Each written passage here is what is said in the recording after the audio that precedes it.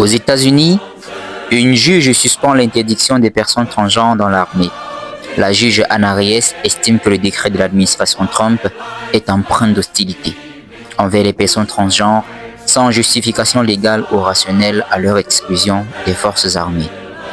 Pour nous assurer que nous disposons de la force combattante la plus létale au monde, nous allons débarrasser notre armée de l'idéologie transgenre, avait déclaré Donald Trump le 27 janvier dernier en Floride avant de préciser, dans l'avion de retour vers Washington, avoir signé un décret en ce sens. Exprimer une fausse identité du genre divergente du sexe d'un individu ne peut satisfaire aux normes rigoureuses nécessaires au service militaire, peut-on notamment lire dans le décret. Un groupe de personnes transgenres, militaires ou souhaitant le devenir avait alors contesté ce décret en justice. L'administration Trump pourrait avoir défini une politique établissant un équilibre entre la nécessité pour le pays d'une armée préparée et le droit des Américains à l'égalité de protection devant la loi, écrit la juge Anna Reyes.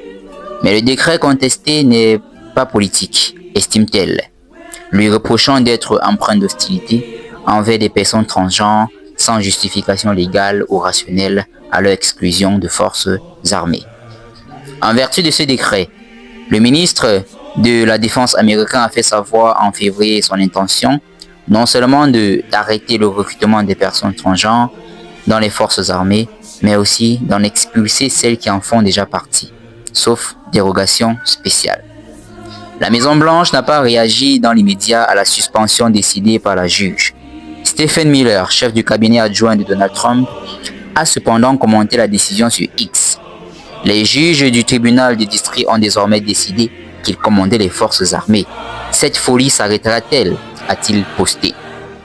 Donald Trump avait déjà ciblé les personnes transgenres lors de son premier mandat, empêchant le recrutement dans l'armée des personnes ayant besoin d'un traitement hormonal ou ayant déjà eu recours à des soins d'affirmation de genre.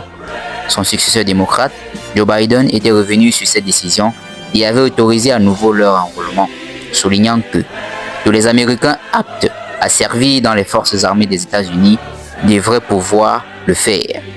Le nombre de personnes transgenres dans l'armée américaine serait de quelques 15 000 sur environ 2 millions de militaires.